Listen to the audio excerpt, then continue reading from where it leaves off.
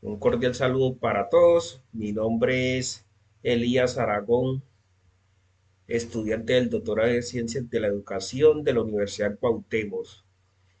En el seminario de epistemología, clasificación de las teorías y sus implicaciones en educación, les traemos el día de hoy la presentación que lleva por título Principales aportes de la epistemología clásica. Para ella, iniciamos diciendo que la epistemología como rama de la filosofía se interesa en investigar la manera como se genera el conocimiento para que éste pueda ser expresado en teorías científicas, que son el resultado de hechos fenomenológicos, los cuales son sometidos a procesos sistemáticos para su comprensión. En este sentido, la epistemología centra su atención en tres elementos, los cuales se analizarán en esta presentación, donde se deja en evidencia que el conocimiento ha sido producto del ejercicio investigativo de los cuales dan origen a las ciencias que existen para ser comprendidas por la conciencia humana. Entonces partimos del concepto y de definición de epistemología. Entonces tenemos un acercamiento a la definición de epistemología que la vemos como la rama de la filosofía que estudia el conocimiento. Esa rama que estudia el conocimiento a través de ciertos principios y que busca que ese conocimiento sea expresado de manera clara, coherente y precisa, siguiendo ciertas etapas de un proceso de elaboración de conocimiento. Por otro lado, esta epistemología se desarrolla bajo tres conceptos básicos. El primero que es el conocimiento, que es digamos, el objeto principal del proceso epistemológico, seguido por el segundo elemento que es la ciencia. Todo conocimiento debe estar basado o auspiciado por la ciencia, debe estar comprobado a través de leyes y teorías. Y el otro elemento que sería el proceso investigativo con fines científicos o la investigación científica. En este proceso, por ejemplo, la investigación sería el medio por el cual se produce el conocimiento y la ciencia. Digamos que la investigación muestra cada una de las etapas que se siguieron para llegar a ese nuevo conocimiento que permitió construir la ciencia, es decir, las leyes y las teorías que las sustentan. Sobre estos tres elementos vamos a estar hablando o profundizando en esta presentación. El primero de ellos, que sería el conocimiento, desde el punto de vista de la epistemología, podemos decir que el conocimiento es un proceso mental difícil de explicar. Es difícil de explicar porque el conocimiento tiene diversos orígenes. Eh, Puede ser que se genere a través de diferentes metodologías o medios, eh, desde la parte empírica o de pronto de la parte eh, interpretativa.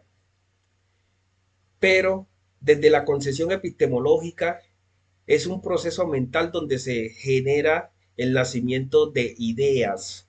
Para la epistemología, el conocimiento involucra todos los procesos cognitivos que se llevan dentro del cerebro y la utilización de sus áreas para generar los nuevos conocimientos, esa capacidad que tiene el ser humano para generar los conocimientos. Ideas que deben de ser puestas a prueba para poder ser comprobadas y ser sometidas al escrutinio público y así generar el nuevo conocimiento, nuevas teorías científicas. El segundo concepto que vamos a ver sería el propósito, a propósito de la ciencia, el concepto de ciencia. Este concepto, desde el punto de vista epistemológico, es muy polisémico, es decir, que tiene muchas interpretaciones y también depende desde qué arista se esté mirando el concepto de ciencia y, y desde allí se pueden generar esos nuevos, esas miradas del proceso científico. Como lo venía diciendo, puede ser un proceso positivista a través de la experimentación o puede ser un proceso interpretativo que lleva más a la interpretación de fenómenos o situaciones que se llevan en la vida cotidiana. Pero aquí hacemos un énfasis y es que estamos tomando el concepto de ciencia desde Wartowski, quien la define en 1981 como un cuerpo organizado o sistematizado de conocimiento que hace uso de leyes y principios generales. En este sentido es que para él hacer ciencia hay que llevar un proceso metódico eh, que sea organizado y sistematizado, o sea, seguir una ruta de que deben ser infalibles, que son, digamos, esos procesos que se dan en metodología científica y eso nos debe dar como resultado unas leyes o unos principios generales para poder iniciar a pensar en generar teorías y poder construir ese conocimiento y convertirlo en conocimiento científico. Eh, esta ciencia plantea dos clasificaciones. Una clasificación desde el punto de vista de lo formal, que serían las ciencias exactas, que se ocupa de las ideas y estas ideas son autosuficientes, o sea, se explican por sí mismas. Dentro de estas, digamos, ciencias exactas se consigue la lógica y la matemática. Ellas buscan explicar por sí mismo todo su proceso de elaboración de conocimiento. O sea que prácticamente no cambia ese conocimiento que ya está establecido en la lógica y en la matemática. Y la otra es la ciencia desde el punto de vista factual o experimentales. En esta sí se tiene que comprobar. Es decir, se ocupa de los hechos y depende de ellos.